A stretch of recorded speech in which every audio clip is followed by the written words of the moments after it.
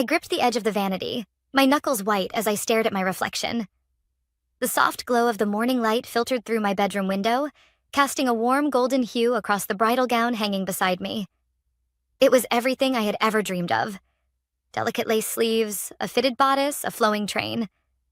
Today was supposed to be my day, but I could feel it.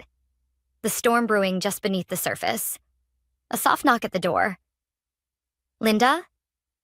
I turned to see my fiancé, Daniel, peeking in, his expression unreadable. That wasn't good.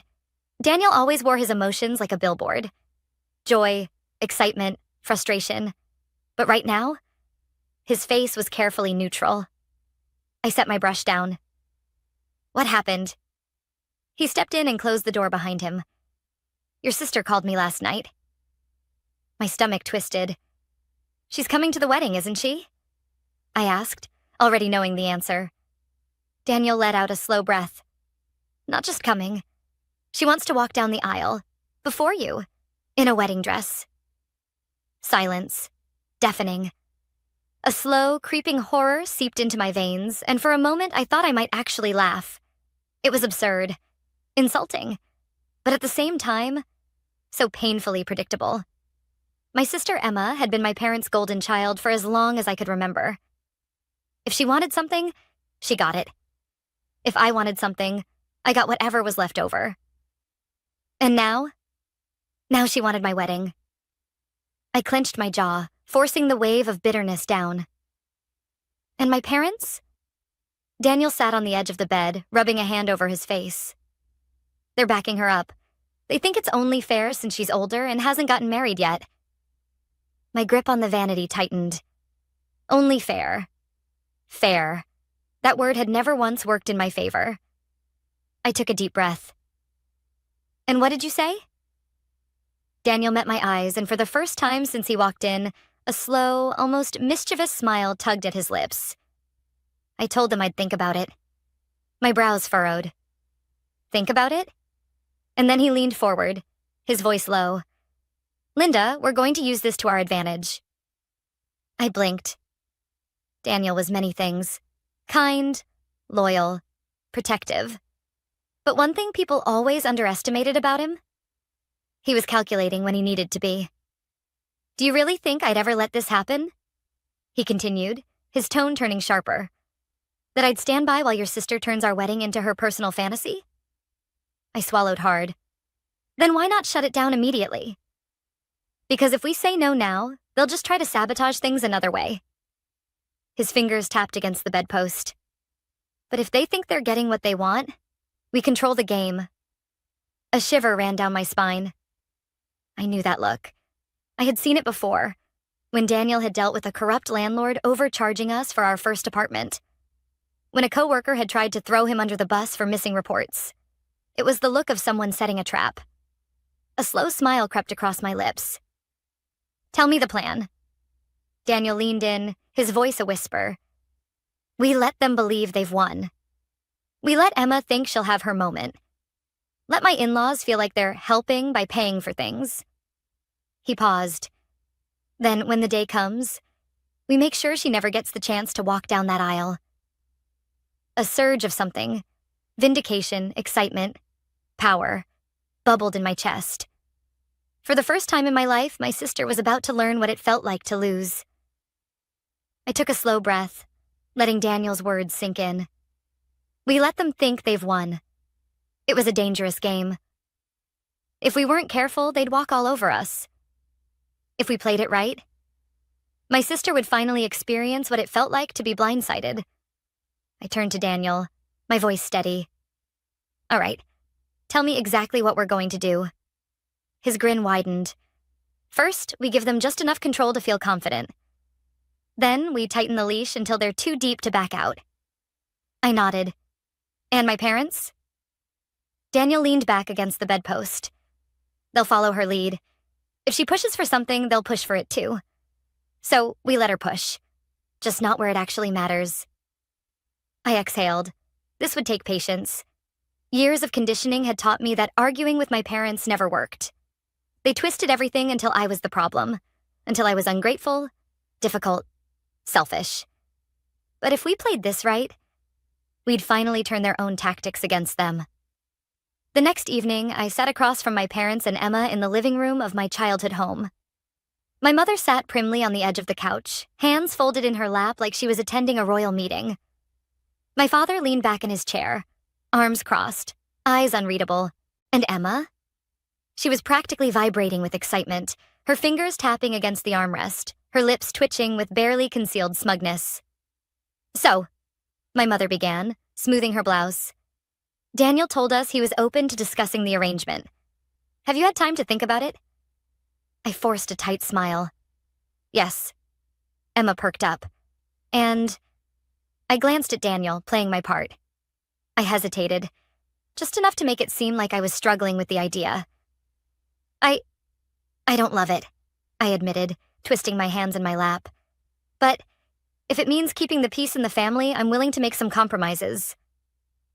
Emma let out a soft gasp, like she'd just been granted a royal title. My father grunted in approval. "That's very mature of you, Linda." My mother nodded. "We knew you'd see reason." "Reason." "Right." Emma, unable to contain herself any longer, leaned forward. "I already have a dress picked out," she gushed. "I mean, obviously it won't be white, just a very pale champagne. But I found this stunning mermaid cut and it's so elegant. When I walk down the aisle first, people will just think I'm a part of the bridal party. It'll be symbolic, you know? A blessing almost, from the older sister to the younger." I clenched my jaw so hard it ached. A blessing? From her to me? Daniel squeezed my hand under the table, a silent reminder to hold steady. "That sounds interesting," I said, keeping my voice measured. "But if we're going to do this, I have a few conditions." The energy in the room shifted. My parents tensed slightly, and Emma tilted her head. "Conditions?" she echoed, as if the concept was foreign to her. Daniel jumped in smoothly. "Just little things. If we're making adjustments for Emma, then we'll need some help with the extra costs. That means budgeting for an upgraded venue, extra seating, catering." He gave a careful pause. "We'll need some financial support." My mother waved a dismissive hand. "Oh, that's not a problem. Of course we'll help. We want this to be special for both of you." "Perfect," Daniel continued.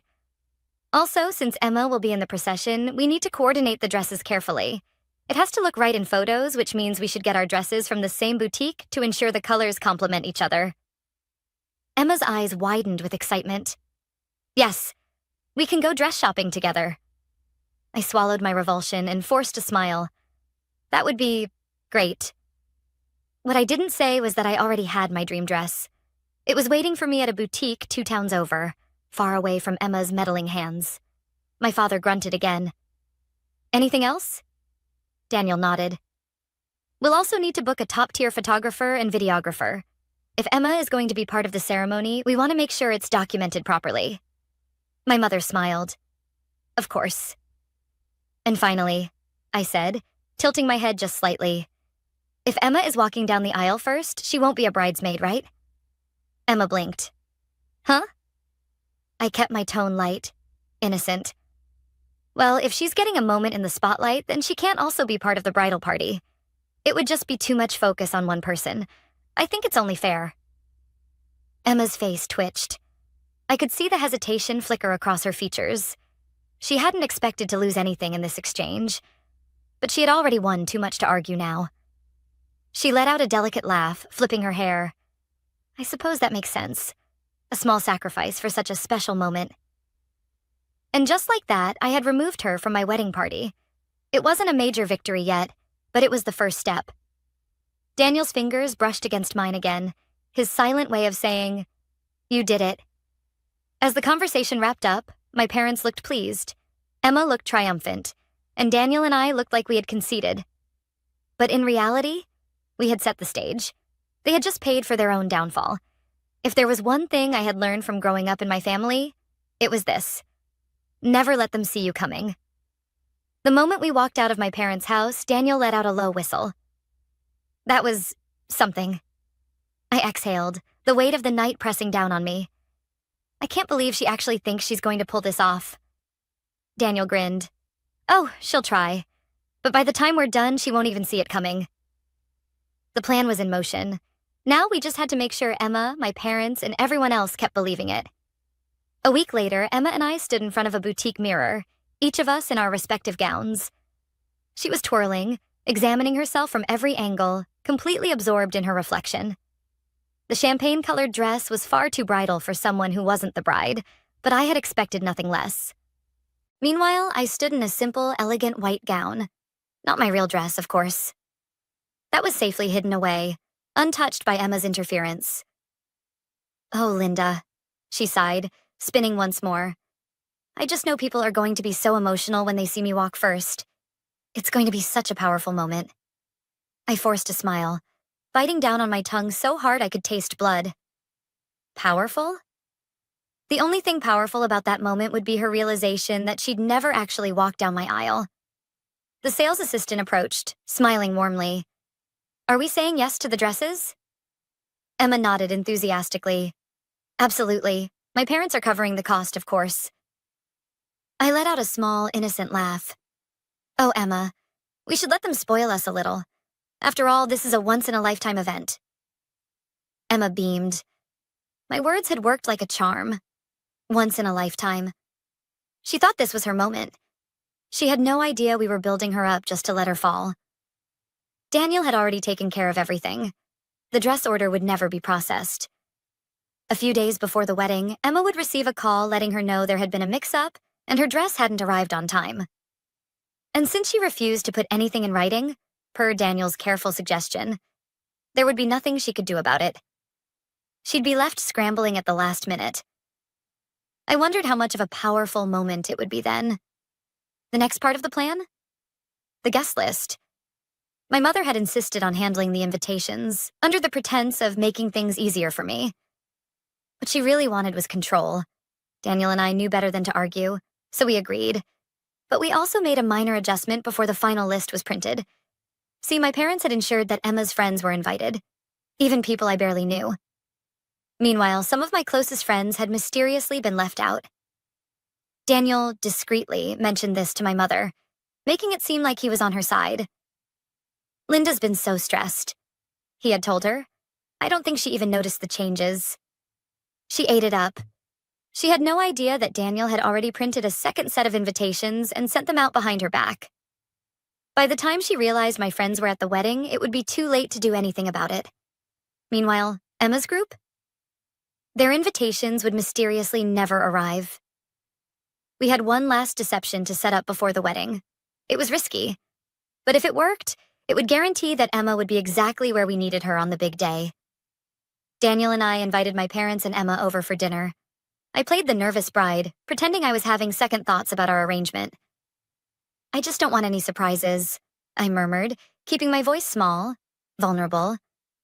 "I know Emma wants this to be special, but I can't handle any last-minute changes." Emma huffed, rolling her eyes. "Linda, you worry too much. Just trust me." "Oh, Emma, I already knew she had a plan to upstage me. The fake aisle walk wasn't enough for her. She was planning something else.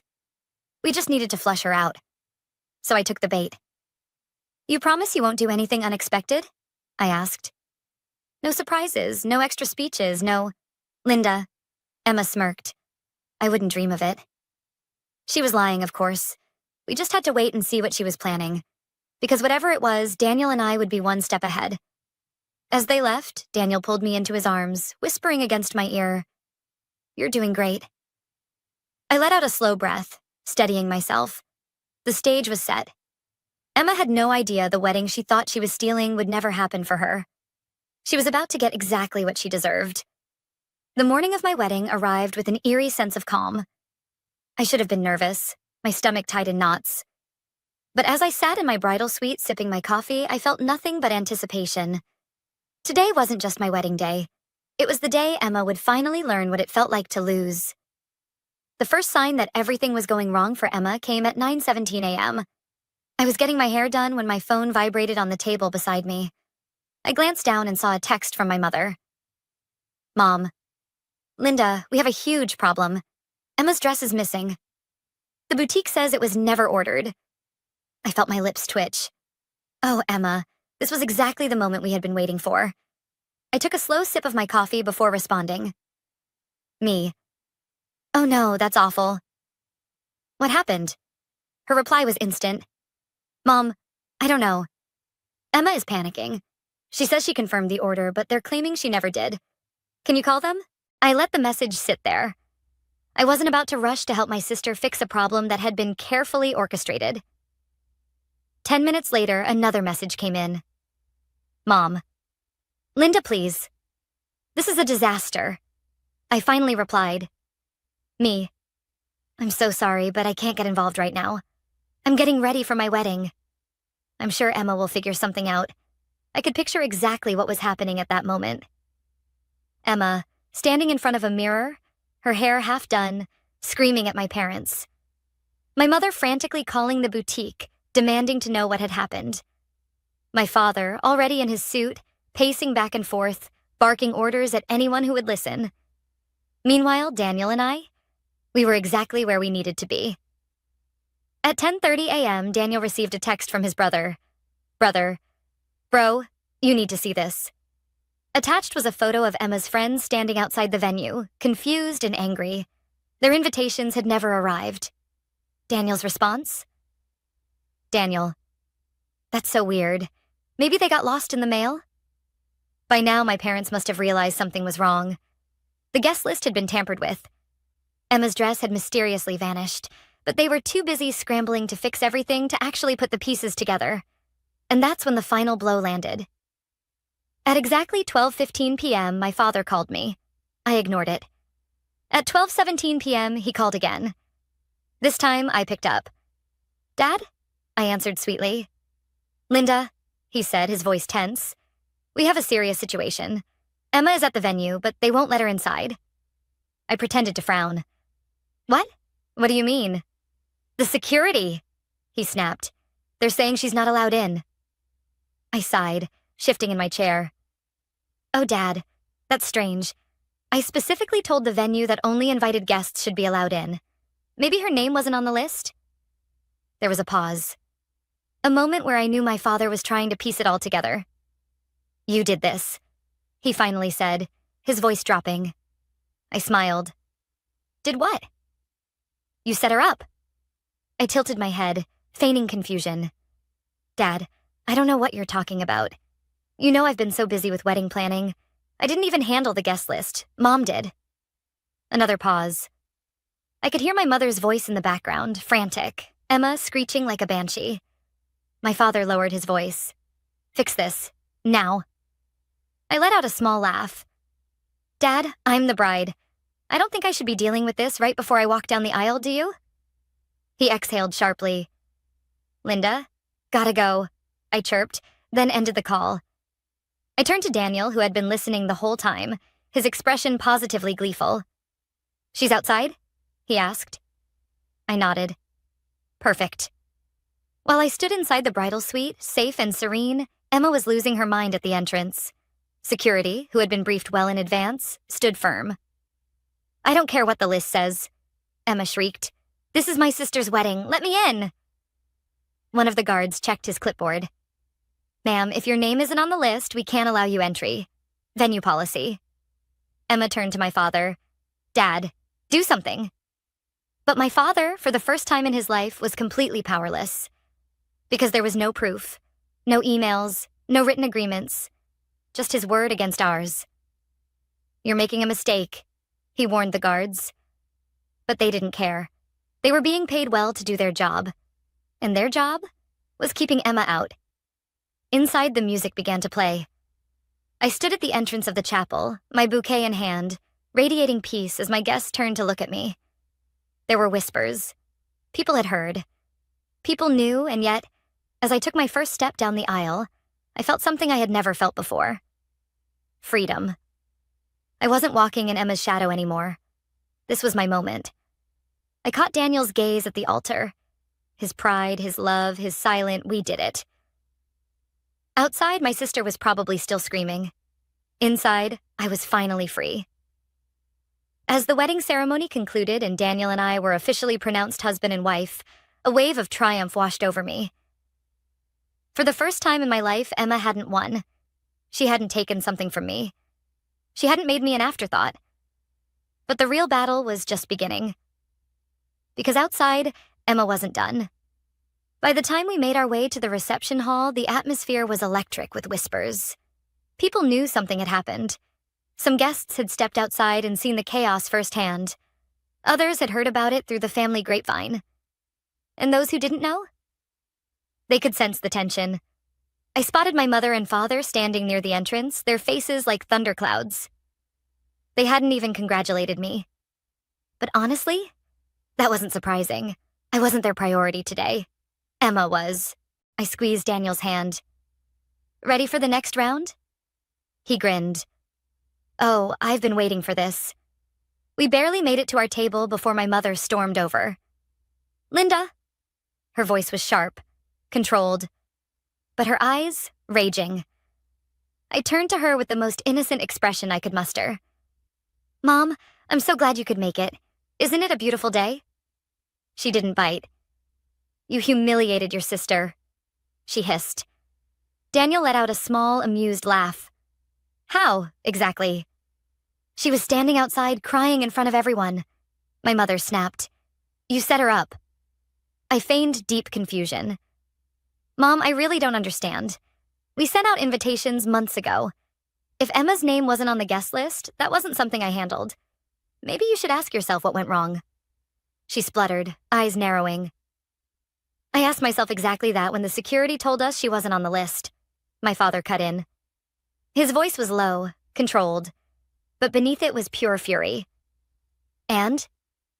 I tilted my head. And I realized something. You've been playing us this whole time. The silence around us was deafening. The guests at nearby tables were listening. My mother leaned in, her voice shaking. You think you're so clever, don't you? Daniel smirked. We don't think, ma'am. We know. I watched as the realization fully hit my parents. They had been played. They had funded my wedding. They had fallen for every trap. And now? Emma was outside, humiliated. My mother's lips trembled with rage. My father's face was stone cold. And then, in the most perfectly timed moment of my life, Emma burst through the doors. Gasps rippled through the reception hall as Emma stormed in. Her face was smeared with mascara, her eyes swollen from crying. And she was still in her everyday clothes. She had no dress, no grand entrance, no moment of triumph, only anger. She marched toward me, her hands shaking. You, she hissed. I gave her a bright, polite smile. Oh, Emma, I wasn't sure you were coming. She let out a sharp, furious laugh. Are you serious? You left me outside. You destroyed my dress order. You kept my friends out. And now you're sitting here acting like I'm the crazy one? The entire room was silent. Everyone was watching.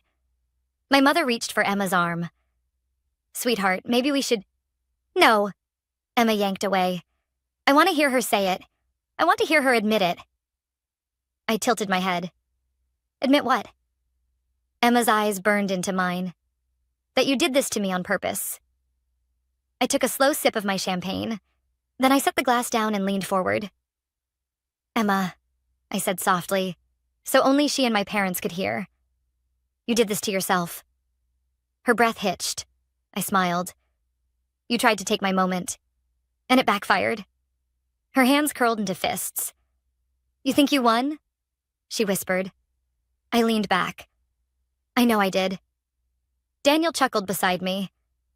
You'll get over it, Emma. That was the final breaking point. With a frustrated scream, Emma grabbed a glass from the nearest table and threw it. Right at me. The glass never hit me. Daniel, who had been expecting something like this, caught it midair. There was a collective gasp from the guests. Emma froze. My father grabbed her arm. Enough. My mother looked horrified. And then I heard it. The murmurs from the guests. She's lost it. I can't believe she did that.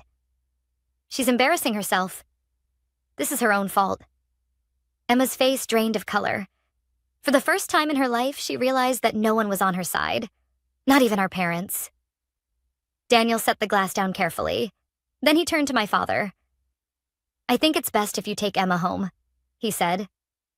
My father, for once, didn't argue. He nodded stiffly, grabbed Emma's arm, and led her away. My mother hesitated, glancing at me. I didn't say a word. And finally, after a long moment, she turned and followed my father out. The doors swung closed behind them. I let out a deep breath, and then, in the most surreal moment of my life, the entire room burst into applause. People clapped, cheered, and as Daniel wrapped his arms around me, pressing a kiss to my forehead, I realized something. I was finally free. The air felt lighter after my parents and Emma left. For the first time in my life, I wasn't waiting for the next fight. I wasn't bracing for another betrayal. I was married. Happy. Free, and Emma? Emma had been exposed. The reception moved on quickly after the dramatic exit. People were eager to change the mood, and I couldn't blame them. The music started again, the drinks flowed, and laughter filled the room. I danced with Daniel, surrounded by people who actually cared about me. It was surreal.